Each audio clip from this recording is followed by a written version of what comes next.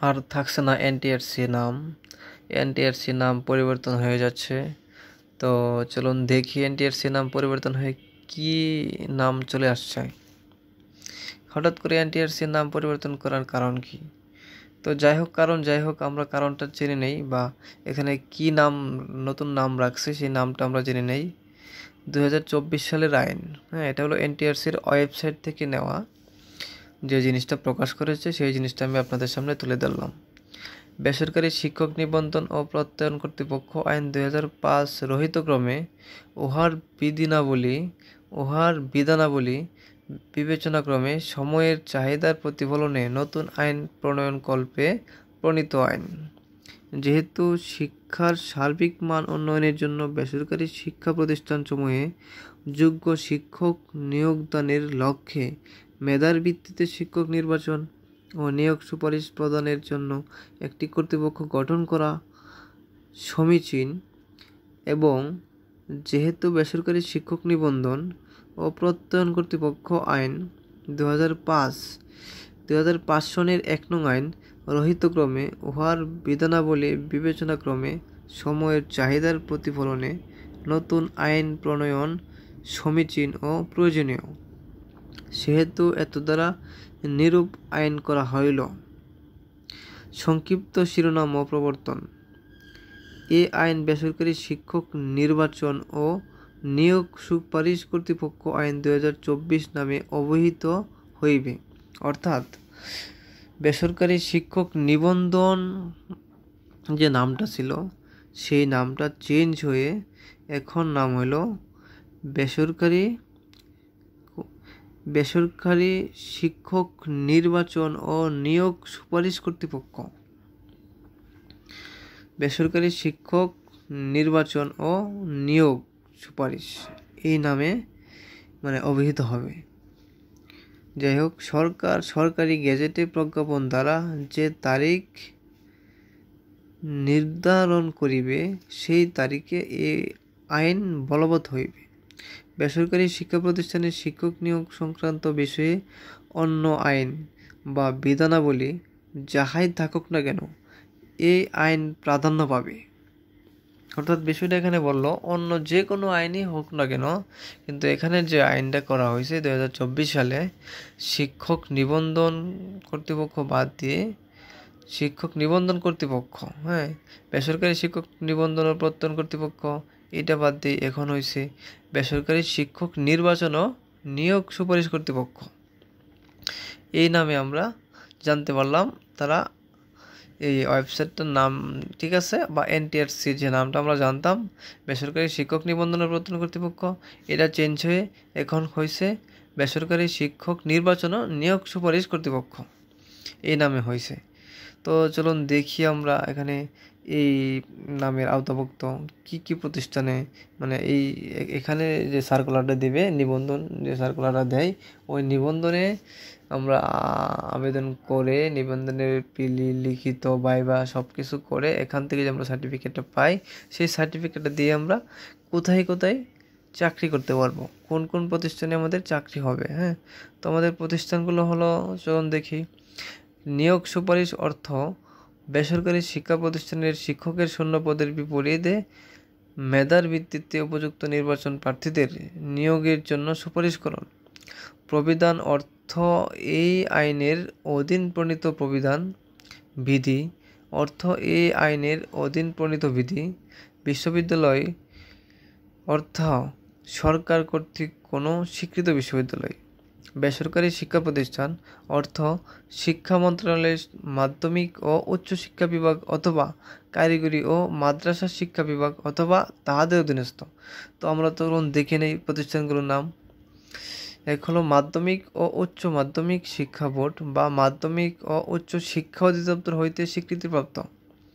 বেসরকারি নিম্ন মাধ্যমিক স্কুল, বেসরকারি মাধ্যমিক স্কুল, বেসরকারি মাধ্যমিক স্কুল ও কলেজ, বেসরকারি কলেজ। এগুলো হলো স্কুল কলেজ জেনারেল যে লাইনটা আমার, এই লাইনটা হলো আমাদের এইটা। হ্যাঁ, এবং কি বাংলাদেশ কারিগরি শিক্ষা বোর্ড বা কারিগরি শিক্ষা অধিদপ্তর হইতে স্বীকৃতিপ্রাপ্ত।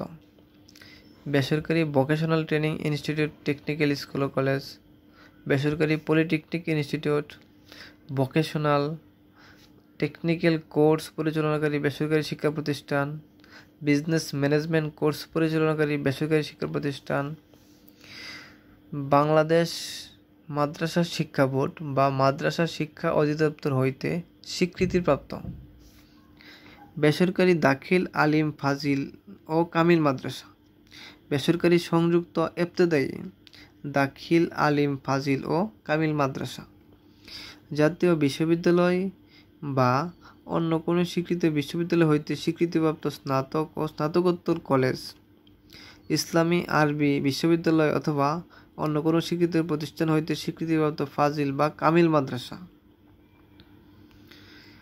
শিক্ষক অর্থ এই আইনের আওতায় নিয়োগ সুপারিশপ্রাপ্ত বেসরকারি শিক্ষা প্রতিষ্ঠানের শিক্ষক হিসাবে গ্রহণযোগ্য হইবে। তো অনেক কিছুই ওনারা এখানে দিয়েছে, কর্তৃপক্ষ প্রতিষ্ঠা, কর্তৃপক্ষের প্রধান কার্যালয় ইত্যাদি, কর্তৃপক্ষের পরিচালনা ইত্যাদি, নির্বাহী বোর্ড গঠন, এগুলো অনেক কিছু তারা দিয়েছে। তো আমরা এখন জানতে পারলাম আমাদের যে আগে আমরা যে নামে জানতাম বেসরকারি শিক্ষক নিবন্ধন কর্তৃপক্ষ আইন, নিবন্ধন ও প্রত্যয়ন কর্তৃপক্ষ আইন, এখন চেঞ্জ হইল বেসরকারি শিক্ষক নির্বাচন ও নিয়োগ সুপারিশ কর্তৃপক্ষ আইন। তো ভবিষ্যতে সামনে যদি আরও কোনো আপডেট হয় বা আপডেট দেয় এনটিআরসি, তখন আমরা জানতে পারবো। এবং ওয়েবসাইটের মাধ্যমে তারা বেশিরভাগ মূলত সব কিছু দিয়ে থাকে। হ্যাঁ, আমরা সবাই চাইলে দেখতে পারি ওয়েবসাইটে ঢুকে। তো ওয়েবসাইটে ঢুকলে আমরা তাদের সম্পূর্ণ তাদের ডিটেলস সব কিছু আমরা পাবো, সব কিছু দেখতে পাবো। তো আশা করি সামনে যদি আরও কোনো কিছু দেয় তারা। আর আমরা আসলে একটা জিনিস নিয়ে কনফিউজ, আমরা অনেকেই যে যারা পরীক্ষা দিয়েছি স্কুল পর্যায়ে, কলেজ পর্যায়ে, স্কুল পর্যায়ে 2তে, হ্যাঁ, তো কোন সাবজেক্টে কত নাম্বারে টিকাবে বা কোন সাবজেক্টে কি পাইলে কত নাম্বার পাইলে আমরা পাস করব, হ্যাঁ, এটা আসলে একজ্যাক্টলি বলা যায় না। কারণ আমরা দেখছি বিগত 17তম নিবন্ধনে যারা ভালো পরীক্ষা দিছে, ভালো মার্কস পাইছে, তাদের তো ডেফিনেটলি জব হবেই, তাদের তো জব হয়েছে। হ্যাঁ, আর কিছু কিছু নাম্বারে কিছু কিছু সাবজেক্টে অনেক কম নাম্বার পেয়েও অনেকে চাকরি হয়েছে, যেমন 40 নাম্বার পেয়ে অনেকের চাকরি হয়েছে। তো যাদের 40 পেয়ে চাকরি হয়েছে আসলে মূলত তাদের সাবজেক্টটা কী ছিল এবং কি তাদের পদ সংখ্যা কী পরিমাণ খালি ছিল, এটা হলো দেখার বিষয়। হ্যাঁ, তাদের পদ সংখ্যা যে পরিমাণ, যে সাবজেক্টে যত পদ সংখ্যা খালি থাকবে সেই সাবজেক্টে, এবং কি পদ সংখ্যা খালি, পদ সংখ্যা বেশি এবং কি ক্যান্ডিডেট কম, পরীক্ষার্থী কম, তো ওই সাবজেক্টে আপনার অনেক কম মার্কসেই ওরা টিকিয়ে ফেলে এবং অনেক কম মার্কস পাইলেও তাদের চাকরি হয়। কারণ হলো এখানে চাকরি পরীক্ষার্থী কম ছিল এবং ক্যান্ডিডেট কম থাকার কারণে ওই যে এতগুলো শূন্যপদ এগুলো তো ফিল আপ করতে হবে। হ্যাঁ, এই ফিল আপ করার জন্য তারা দেখা যাচ্ছে ওই কম নাম্বার যারা পাইছে, যে সাবজেক্টে নাম্বার কম এবং শূন্যপদ অনেক বেশি, তারপরেও তাদেরকে তারা টিকাইছে এবং কি ভাইভাতে উত্তীর্ণ করাইছে এবং কি তারা চাকরিও দিয়ে দিয়েছে, চাকরি হয়েছে। অনেকেই দেখা যায় আমাদের অনেক ভালো নাম্বার থাকে কিন্তু আমাদের চাকরি হয় না। হ্যাঁ, এটার পিছনে না হওয়ার কারণ হলো একটাই, আমি মনে করি যে শূন্যপদ কম থাকে। এখন ধরেন আপনি একটা সাবজেক্টে শূন্যপদ আছে 200, এখানে পরীক্ষা দিছে ও কি বলবো, না হলেও ধরেন একটা এই সাবজেক্টে পরীক্ষা দিছে 50,000 লোক নিব 200। হ্যাঁ, এরা তারা কেমন টিকাবে? এখন এখানে তো চেষ্টা করবো যে আমি মনে করি যে 95-এর উপরে নাম্বার পাইতে হইব, 95, 97, 98 যাদের নাম্বার থাকবো, 99 যাদের নাম্বার থাকবো, ওই তারাই টিকবো। হ্যাঁ, তো এখন এখানে যদি ভালো পরীক্ষা দেওয়ার পরে 80 নাম্বার পায়, 85 নাম্বার পায়, 82 নাম্বার পায়, তারপরেও দেশে তাদের চাকরি হচ্ছে না। অনেকে বলে যে আমি এত নাম্বার পাইলাম, ভালো পরীক্ষা দিলাম, আমি 80 কারেক্ট করলাম, 85 আমার আনসার হইলো, আমি 90 পাইলাম, তারপরে আমার চাকরি হইলো না। ওই না হওয়ার পিছনে কারণ হলো এইটাই যে শূন্যপদ কম থাকার কারণে তাদের চাকরিটা হয় নাই। তো সাথেই থাকুন, ভবিষ্যতে যদি সামনে আরও কোনো আপডেট পাই তবে আপনাদেরকে জানানোর চেষ্টা করব। ভালো থাকুন, আল্লাহ হাফেজ। আমার চ্যানেলটা সবাই সাবস্ক্রাইব করে রাখবেন। যদি নতুন কোনো আপডেট পান, আমি যদি পাই অবশ্যই আপনাদেরকে জানাবো। ভালো থাকুন, সুস্থ থাকুন।